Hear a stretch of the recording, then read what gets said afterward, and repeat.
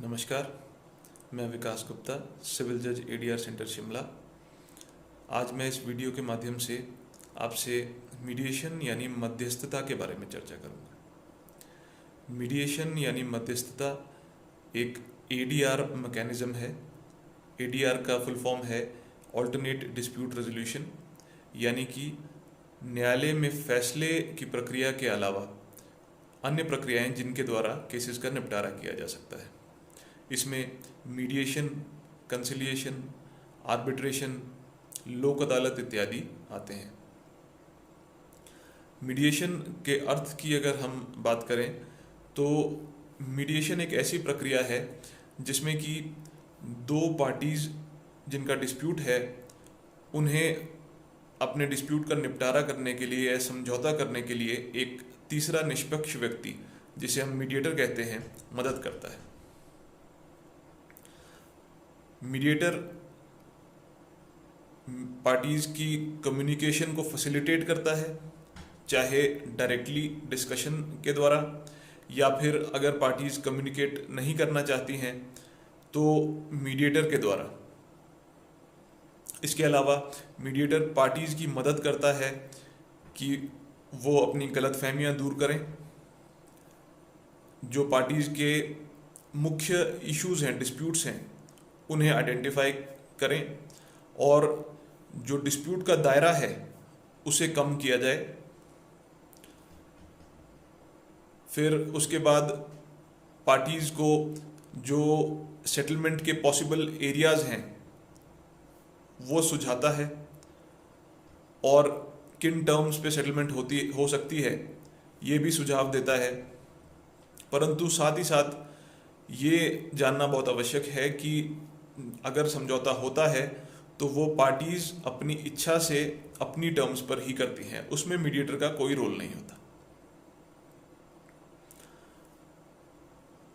अब अगर हम मीडिएशन की भारत में जो हिस्ट्री है उसकी बात करें तो जैसा कि हम सब जानते ही हैं कि प्राचीन काल से हमारे देश में गांवों में लोग रहते थे, तो उनके अगर आपस में कोई डिस्प्यूट होते थे तो वो या तो अपने आप बैठकर उन्हें सुलझाते थे, या अगर ऐसा संभव नहीं होता था तो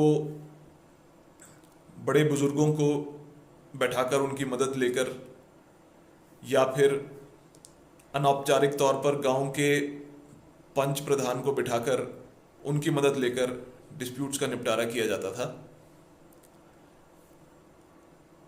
तो ये बड़े बुजुर्ग या पंच प्रधान अनौपचारिक तौर पर एक तरह से मीडिएटर का ही काम करते थे। फिर उसके बाद जब हमारे देश पर अंग्रेजों ने राज किया तो वो लोग अपना लीगल सिस्टम साथ लेकर आए, जो कि मुख्यतः एडवर्सेरियल सिस्टम था, जिसका मतलब है कि न्यायालय में पार्टीज आपस में केस लड़ती थी और इस दौरान मीडिएशन उतना प्रचलित नहीं रहा।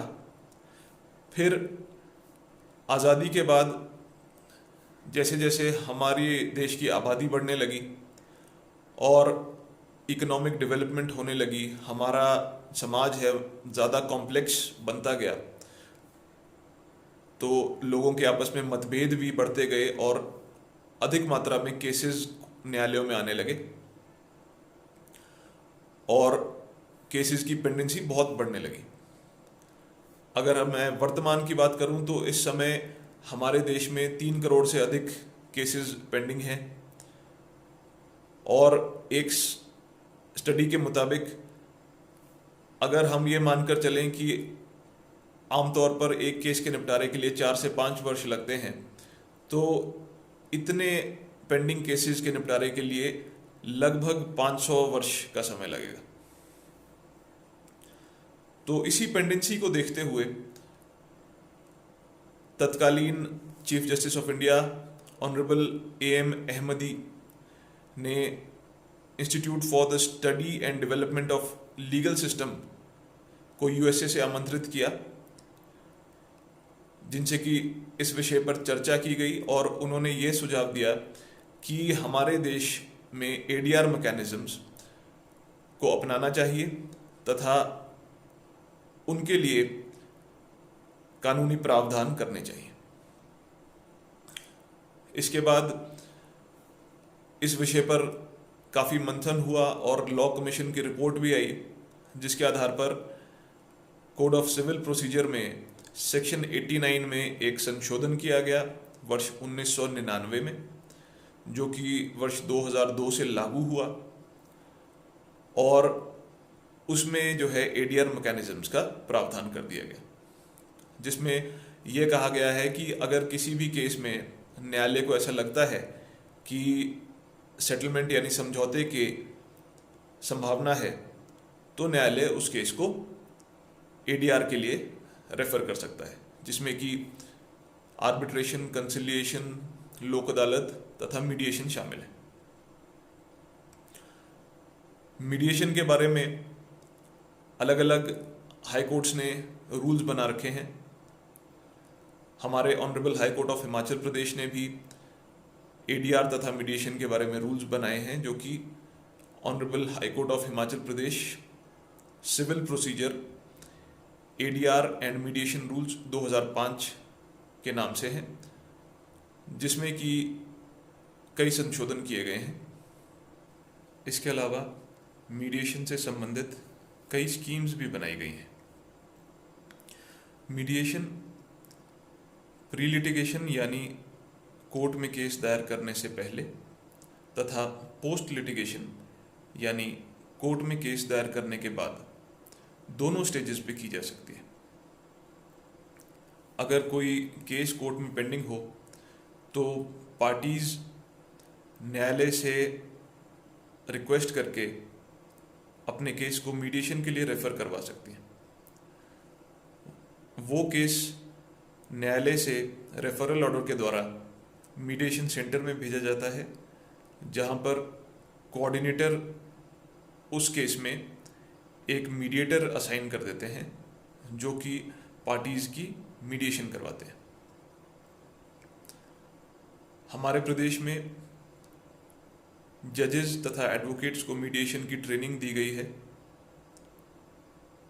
और हर मीडिएशन सेंटर के पैनल पे एडवोकेट्स होते हैं, जिन्हें की मीडिएशन करने के लिए मीडिएटर अपॉइंट किया जाता है।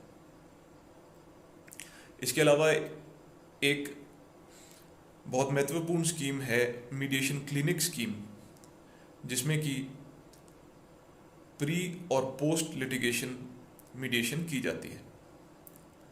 इस स्कीम के तहत मीडिएशन सेंटर, जो कि एडीआर सेंटर शिमला में स्थित है, उसमें एक मीडिएशन हेल्प डेस्क स्थापित किया गया है, जो कि सभी वर्किंग डेज पर काम करता है। इस हेल्प डेस्क में प्री लिटिगेशन तथा पोस्ट लिटिगेशन दोनों मीडिएशन से डील किया जाता है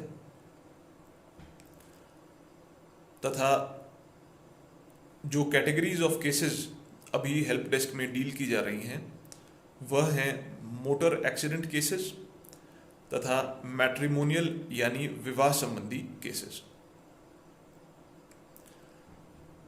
अगर कोई भी व्यक्ति जिसका किसी भी अन्य व्यक्ति के साथ मतभेद हो और वो अपने केस में मीडिएशन करवाना चाहता है, जो कि प्री लिटिगेशन स्टेज पे खास तौर पर अगर करवाना चाहता है, तो वो किसी भी वर्किंग डे पर मीडिएशन हेल्प डेस्क में आकर एक एप्लीकेशन दे सकता है, जिसमें कि वो पार्टीज के नाम, पते, फ़ोन नंबर तथा मतभेद के ब्रीफ फैक्ट्स लिखकर एप्लीकेशन दे सकता है। ऐसी एप्लीकेशन प्राप्त होने पर कोऑर्डिनेटर दोनों पार्टीज को नोटिस जारी करते हैं और इस केस में एक मीडिएटर को अपॉइंट करते हैं और एक तारीख फिक्स की जाती है जिस दिन मीडिएटर उस केस में पार्टीज के बीच में मीडिएशन करते हैं। मीडिएशन प्रक्रिया पूर्ण होने के बाद मीडिएटर अपनी रिपोर्ट कोऑर्डिनेटर को सौंप देते हैं। अगर मीडिएशन सक्सेसफुल होती है तो वह रिपोर्ट फिर केस के साथ न्यायालय में भेजी जाती है, जिसमें कि अगली लोक अदालत में उस पर अवार्ड पास कर दिया जाता है। मीडिएशन के बहुत फ़ायदे हैं। मीडिएशन के द्वारा केस का निपटारा करने से पार्टीज़ का कोर्ट फी में जो खर्चा होता है वो बच जाता है, वकील की फीस बचती है, पार्टीज़ का कीमती समय बचता है। जैसा कि हम देखते हैं कि आमतौर पर एक केस के न्यायालय में निपटारे के लिए कुछ वर्ष लग जाते हैं, परंतु मीडिएशन के लिए जो टाइम लिमिट है वो 90 दिन की है, जो कि उसके बाद केवल पार्टीज़ की सहमति से और कोर्ट के ऑर्डर से ही एक्सटेंड हो सकती है। तो पार्टीज़ का कीमती समय भी बचता है। इसके अलावा हम ये भी देखते हैं कि जब कोई केस कोर्ट में चलता है तो आरोप प्रत्यारोप का दौर चलता है, जिसके कारण पार्टीज़ के आपसी संबंध खराब हो जाते हैं। परंतु अगर मीडिएशन के द्वारा पार्टीज़ का समझौता होता है तो उनके आपसी संबंध भी भविष्य में मधुर बने रहते हैं। ये थी जानकारी मीडिएशन के बारे में। आशा करता हूँ कि इस जानकारी के द्वारा मीडिएशन की प्रक्रिया का लाभ अधिक से अधिक लोगों तक पहुँच सके। धन्यवाद।